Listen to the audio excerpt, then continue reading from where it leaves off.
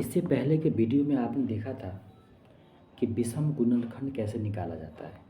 अब हम देखते हैं कि जो भी गुणनखंड है उसका जोड़ कितना होगा, यानी सभी गुणनखंडों का क्या निकालना है, हमको योग निकालना है। तो इस वीडियो में हम देखेंगे कि किसी भी संख्या के सभी गुणनखंडों को जोड़ा जाए तो कितना होगा, इस पे चर्चा करेंगे। तो आइए वीडियो की शुरुआत करते हैं। सबसे पहले आपको क्या करना है, सबसे पहले गुणनखंड का कोई भी सवाल हो उसमें क्या करेंगे, आप उसको जो है गुणनखंड निकाल लेंगे। अभाज्य गुणनखंड के रूप में 100 को तोड़ लिए। 100 में होता है 2 को 2 और 2 को 5 होता है, यानी 2 के पावर में 2 और 5 के पावर में 2 होता है अभाज्य गुणनखंड। यहाँ तक आपको कोई दिक्कत नहीं होगा, यहाँ तक आपको समझ में आ गया। यहाँ पर देखिए, अगर कुल गुणनखंड निकालना होता तो पावर में एक एक जोड़ के गुना कर देते, लेकिन हमको यहाँ पे क्या करना है, सभी गुणनखंडों का योग निकालना है, गुणनखंडों को जोड़ना है। तो सिंपल तरीका समझिए, आप क्या करना है, जब भी गुणनखंडों को जोड़ना है तो जो पावर आया है 2 के पावर में 2 और 5 के पावर में 2, इसको जो है 0 से लिखना स्टार्ट कर देंगे। 2 के पावर 0, 2 के पावर 1, 2 के पावर 2, क्योंकि 2 के पावर 2 है तो 0 से शुरू करेंगे और उसको 2 तक लिख देंगे।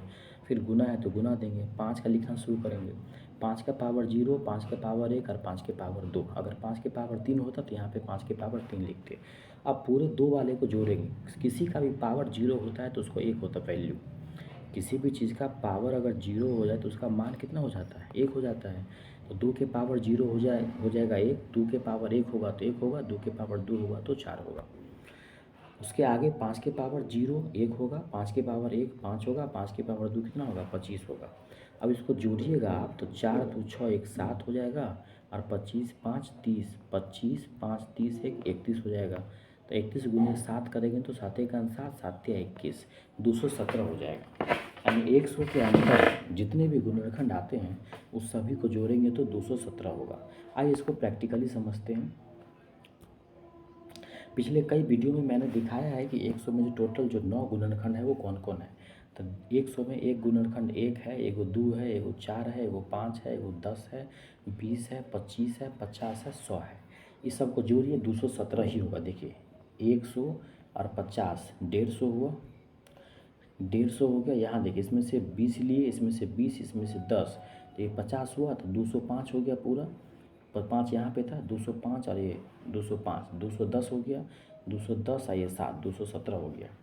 एक बार फिर समझिए, इसको जोड़ना है तो ये 150 तो यहाँ तो हो गया, 100 प्लस 50 50, इस तीनों में देखिए 25 और 20 और 10 55 हुआ, तो 150 और 55 205 और ये 5 210 और 7 217। चलिए एक और सवाल देखते हैं। अगला सवाल है 216 के सभी गुणनखंडों का योग निकालें। अभी हम देख रहे हैं कि गुणनखंड को जोड़ेंगे तो कितना होगा, 216 में जितने भी गुणनखंड होंगे उसको जोड़ करके कितना होगा। तो सबसे पहले क्या किए, सबसे पहले गुणनखंड को हम क्या किए, 216 का निकाल लिए कुल गुणनखंड। तो 216 हो गया 2 के पावर में 3 और 3 के पावर में 3। 216 हो गया 2 के पावर में 3 और 3 के पावर में 3। अब यहाँ पे बार बार 0 1 नहीं लिखना। अब क्या करना है, जो संख्या होगा 2 वो पहले 1 लिखेंगे, उसके बाद वो संख्या लिखेंगे 2, फिर उसका डबल करेंगे, 2 दूना 4 और 4 दूना 8, 3 तक है तो 2 के पावर 3 8 होता है। एक बार फिर समझिए, जैसे 2 है, बेस 2 है तो सबसे पहले 1 लिखेंगे क्योंकि 2 के पावर 0 1 होता है, और इसको लिखना है 8 तक क्योंकि 2 के पावर 3 8 होता है। तो पहले 2, 2 का दुगुना 4, 4 का दुगुना 8। यहाँ देखिए 3 का पावर 3 है ना, तो इसको लिखना है 27 तक, लेकिन शुरू करना है 1 से। पहले 1 लिखेंगे, उसके बाद वो संख्या लिखेंगे 3, उसका दुगुना मतलब 3 का स्क्वायर कितना 9, और 9 का क्यूब कितना हो जाएगा 27। पावर 3 है तो 3 3 करते जाएंगे, 3 का स्क्वायर मतलब 3, 3 के पावर 1 3, 3 के पावर 2 9, 3 के पावर 3 27। सिंपल है, एक तो लिखना है क्योंकि 2 के पावर 0 है ना पहले बार। एक बार फिर समझिए, यहाँ तक तो आपको कोई दिक्कत नहीं है। क्या कि 216 का गुणनखंड निकाले तो 2 के पावर 3 आया, 3 के पावर 3 आया। अब यहाँ पे गुणनखंडों का जोड़ निकालते टाइम क्या करना होगा हमको, यहाँ पे थोड़ा ध्यान देना पड़ेगा कि 2 के पावर 3 है ना, तो पहले 1 लिखेंगे क्योंकि 2 के पावर 0 से शुरू करेंगे। 2 का पावर 0 1 होगा, 2 का पावर 1 2 होगा, 2 का पावर 2 4 होगा, 2 का पावर 3 8 होगा। फिर उसी प्रकार से बीच में गुना है तो गुना देंगे। 3 का पावर 0 1, क्योंकि किसी का भी पावर 0 1 होता है। 3 का पावर 1 होगा तो 3, 3 का पावर 2 होगा तो 9, 3 का पावर 3 होगा तो 27।